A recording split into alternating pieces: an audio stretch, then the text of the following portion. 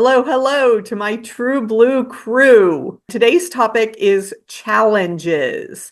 Have you ever participated in a quilting challenge? I'm thinking of things that you have to then enter your final product, not just a quilt along where you make something in a theme with someone else and then just enjoy it yourself. No, I'm talking about something where all the quilts are on display at the end of the challenge. These are fun activities for quilt guilds to get their members to participate. And some of them have a real short time span, and others may be a program for a whole year.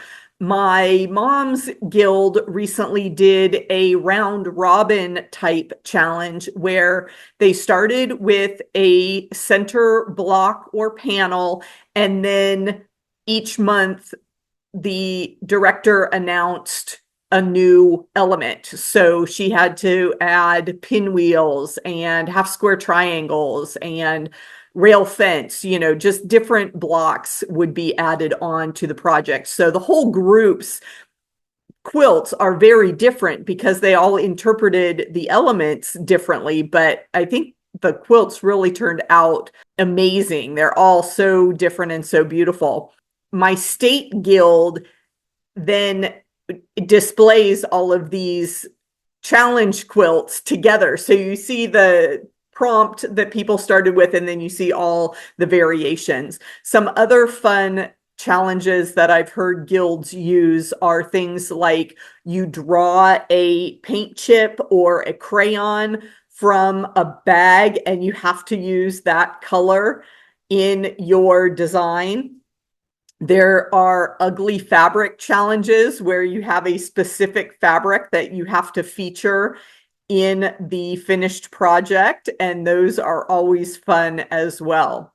The challenge I recently participated in with the Phoenix Modern Quilt Guild was the Make It Modern Challenge. And this is an annual event where the board of directors chooses a traditional block and then asks participants to reimagine it in a more modern setting. Now, the rules for this challenge: you can design your project the week ahead of time. They announce the block on, the weekend, and then the next Saturday is our meeting.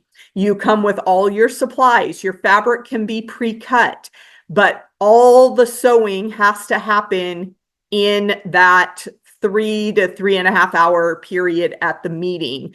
And it must be a finished quilt. So that means it had to be pieced and quilted and bound by the end of the meeting. And I love a challenge. I love the parameters that then get my imagination going, especially this kind of make it modern or reimagining type challenge where you're given a specific layout and then you can go crazy.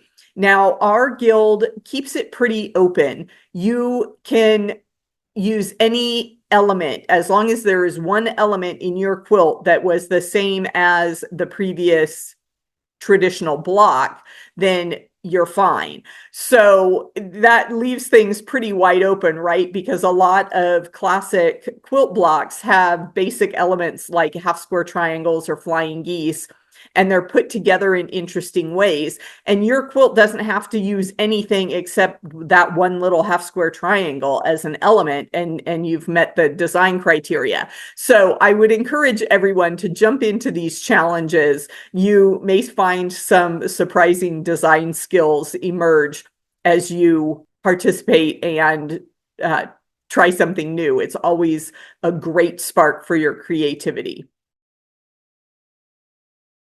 I have to admit that I was not familiar with the seesaw quilt block. So I did a quick Google search, and this is one of the images that came up, and there's some interesting stuff to work with here, don't you think? The facility we used for our meetings had plenty of table space for everyone. They did have an ironing station, but I brought my own cutting mat. Of course, I pre-cut as much of my fabric ahead of time as I could so that I could do all the work within the time frame.